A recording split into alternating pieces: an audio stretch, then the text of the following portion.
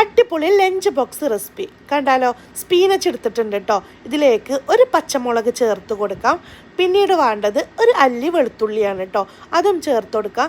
ഒരല്പം ചെറിയ ജീരകം ചേർത്ത് നന്നായിട്ട് നല്ലോണം ഒന്ന് അരച്ചെടുക്കാം. ഇത് നമുക്ക് ദോശൻ്റെ മാവിലേക്ക് ഒഴിച്ചു കൊടുക്കാം. എന്നിട്ട് നന്നായിട്ട് നല്ലോണം ഒന്ന് മിക്സാക്കി എടുക്കാം. ഇങ്ങനെ നമുക്ക് ചെയ്തെടുത്തു കഴിഞ്ഞാൽ കുട്ടി കുട്ടി ദോശയെ അല്ലെങ്കിൽ തട്ടുദോശയെ പിന്നെ നെയ് റോസ്റ്റോ മസാല ദോശ എങ്ങനെ ഉണ്ടാക്കിയെടുക്കാനായിട്ട് പറ്റും. അടിപൊളി റെസിപ്പിയും കൂടിയാണ് കേട്ടോ, നല്ല ഹെൽത്തി ആയിട്ടുള്ള റെസിപ്പിയും കൂടിയാണ്. അപ്പോൾ ഞാനിവിടെ കുറച്ച് അത്യാവശ്യം വലിയ ദോശ ആക്കിയതിന് ശേഷം അതിൻ്റെ ഉള്ളിൽ ഒരു ഫില്ലിങ്ങൊക്കെ വെച്ചിട്ടാണ് ഉണ്ടാക്കിയെടുക്കുന്നത്. അപ്പോൾ ഇതിൻ്റെ ഫില്ലിങ് റെസിപ്പി ഞാൻ അടുത്ത വീഡിയോയിൽ പോസ്റ്റ് ചെയ്യേണ്ട കേട്ടോ. ഡയറ്റ് ചെയ്യണവർക്കും അടിപൊളി ഒരു ദോശയും കൂടിയാണ് ഇത്. നല്ല ടേസ്റ്റാണ് കേട്ടോ കഴിക്കാനായിട്ട്. ഇതിൻ്റെ കൂടെ കാണിക്കുന്ന ചമ്മന്തി കാണിക്കുണ്ടോ എന്ന് പറഞ്ഞിട്ടുണ്ടായിരുന്നു, അതും ഇൻഷാല്ല ഞാൻ പോസ്റ്റ് ചെയ്യണ്ട കേട്ടോ. അപ്പോൾ നമ്മളെ ദോശ ഇവിടെ റെഡി ആയിട്ടുണ്ട്.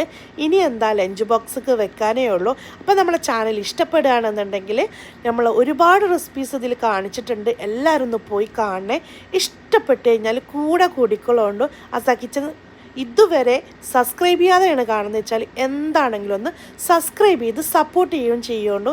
അപ്പോൾ ഇൻഷാ അല്ലാഹ് നമുക്കൊരു അടുത്ത വീഡിയോയിൽ കാണാം. എല്ലാവരോടും അസ്സലാമു അലൈക്കും.